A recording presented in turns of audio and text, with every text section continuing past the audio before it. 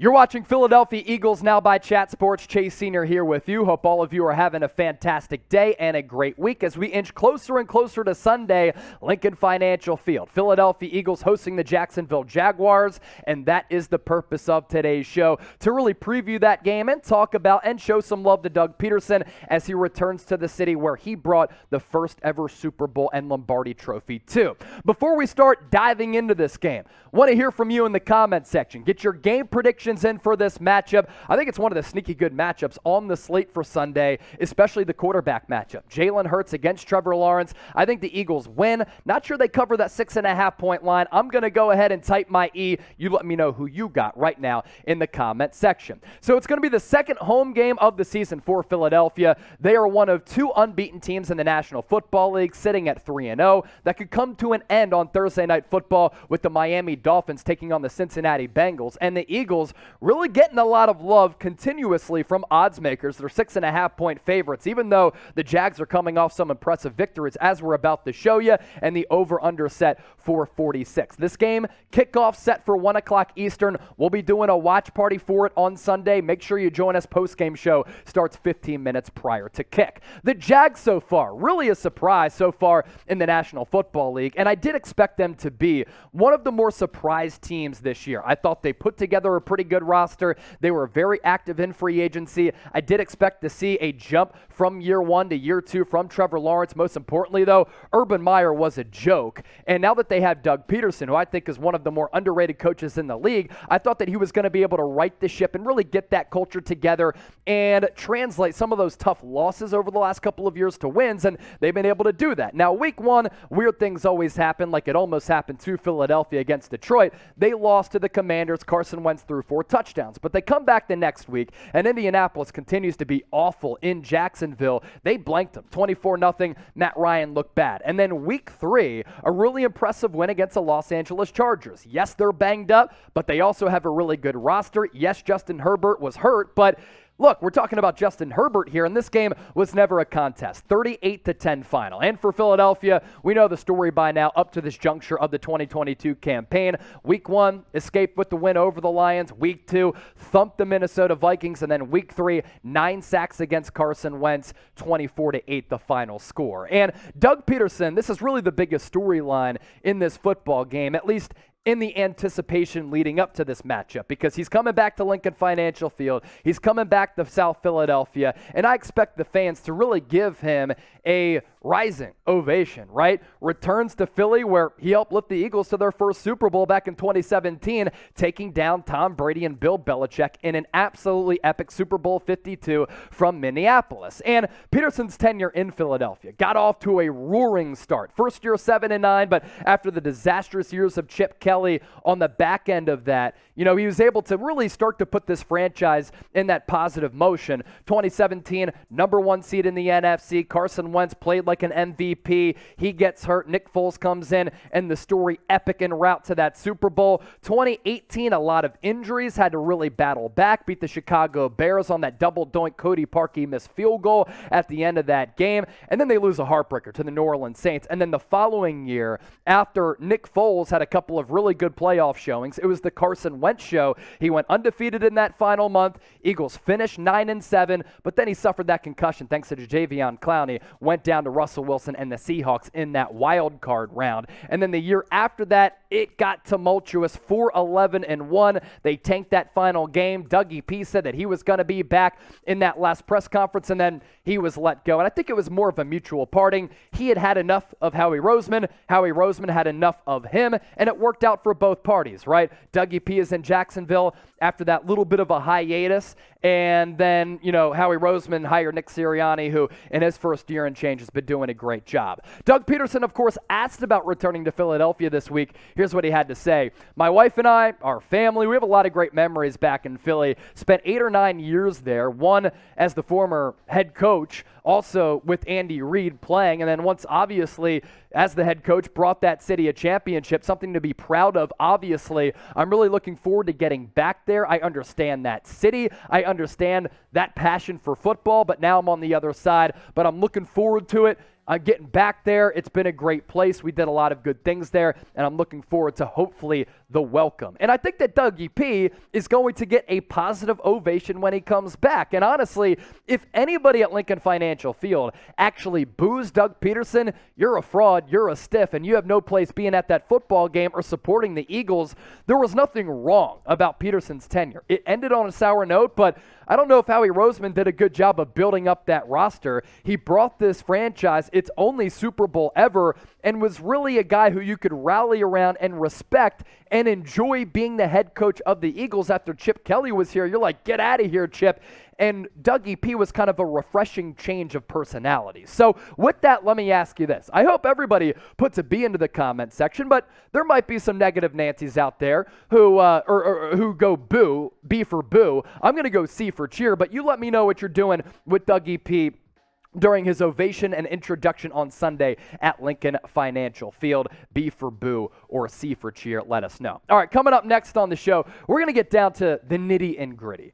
Keys to an Eagles victory over the upstart Jacksonville Jaguars. First, though, you want a free jersey? Thanks to our friends at Fanatics? Well, if you sign up with BetUS, we can get you a free Philadelphia Eagles jersey. All you have to do is follow all of the steps that we've been talking about over the last couple of weeks. You go to chatsports.com/EaglesBet and you enter the promo code Eagles125. You sign up and deposit $100 or more. By doing that, using that link in that promo code, you already get $125 in free money back, and then you make your first bet. Then you email us, jersey@chatsports.com, letting us know that you followed all those steps, and we'll get you hooked up with some Eagles swag. The jerseys right now that we can guarantee being available, pretty much the current players. Jalen Hurts, Jason Kelce, Devontae Smith, A.J. Brown.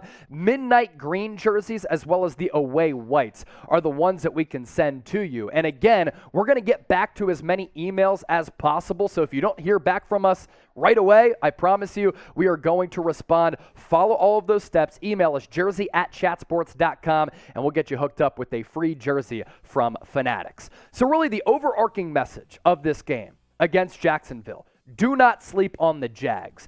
Doug Pederson has kind of tinkered with the offense a little bit with Press Taylor as his offensive coordinator. He's injected some creativity to the offense. They have a really good offensive line up to this point with good pass protection for Trevor Lawrence. Dougie P has called some really tricky plays to catch the defense off guard. Their run game has been humming, and their defense is really good, led by the stud pass rusher in Josh Allen. And the Jags' run defense is going to be a big key in this football game. They rank number 1 in the National Football League, and weather could be a factor in Philadelphia because of Hurricane Ian. So if it gets a little bit rainy, then the Eagles are going to have to run the football against the most stout run defense in the NFL up to this juncture of the season. But here's why I think the Eagles can still win this game, even if they can't run the rock. This is a different Eagles team as compared to last year.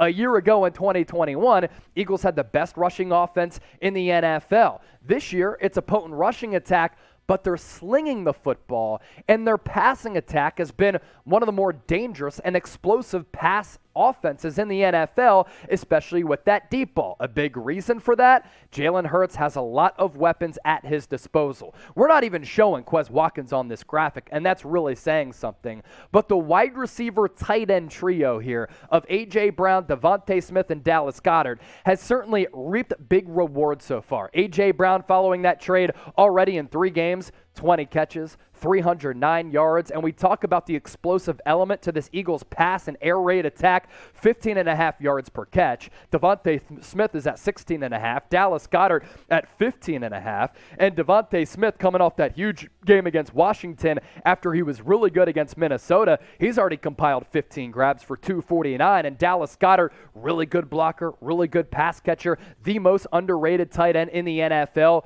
11 catches, totaling 168 yards. As for the Jaguars, a lot of people outside of Jacksonville and Florida might not be familiar with that roster. But again, can't sleep on this team. They have a couple of really, really good players, especially some of their more recent draft picks, led by Traquan Walker, who's the number 1 overall pick out of Georgia, who's been good as well. But their best defensive player is Josh Allen. Against the Chargers last week, 4 quarterback hits on Justin Herbert with 8 pressures, so he was all over the place. They ran the football effectively. James Robinson toting the rock 17 times for 100 yards, average yards per carry at 5.9, and the Jaguars' offensive line, 0 sacks on 39 pass attempts for Trevor Lawrence. It's going to be a test for this Eagles defense that put up 9 sacks against Carson Wentz last week. As we continue to break this game down, how about this? Predict the score between the Jags and the Birds. Let me know a precise numerical figure down below. Like I said, I don't know if the Eagles cover that 6.5-point line because I think Dougie P is going to try to be in his bag, as we're about to talk about. I do think the Eagles win by about 3 to 6 points. Give me the Birds 27-21. That's my final score. So with Trevor Lawrence, as we continue to move forward and push forward in our preview, the leap is happening. Had a rocky year 1, but can you blame him? Because Urban Meyer was a straight-up bona fide bum as the head coach of Jacksonville. But now there's stability. There is continuity. There is a foundation in Jacksonville, and Trevor Lawrence is benefiting from that. Doug Pederson is exactly what Lawrence needed, and the breakout is happening. He is that quarterback whisperer right now for Lawrence, like he was for Carson Wentz back in 2017. And like I said, the offense has more juice and creativity than it did in Philadelphia with some of the pre-snap motion that we're seeing, something he didn't do a lot of with Philadelphia. You look at what Lawrence has been able to do through 3 games. He's been upright, and last year he was hit a lot. But because of that, that's come with confidence. 69% completion percentage. He's thrown for 772 yards, 6 touchdowns, 1 pick, average yards per attempt at 7, which is above league average. And this is going to be one of the more intriguing quarterback matchups in Week 3 because you have Jalen Hurts as an MVP candidate, number 3 in the NFL behind Josh Allen and Lamar Jackson, and you have Trevor Lawrence, who in his sophomore campaign has really been balling out. So who do you think has the better game? Is it going to be Trevor Lawrence? Type TL. You think it's going to be one of the MVP candidates in Jalen Hurts? Then give me that JH in the comment section. Appreciate your feedback. Lastly, let me hit on my keys to the game on top of what we've discussed already.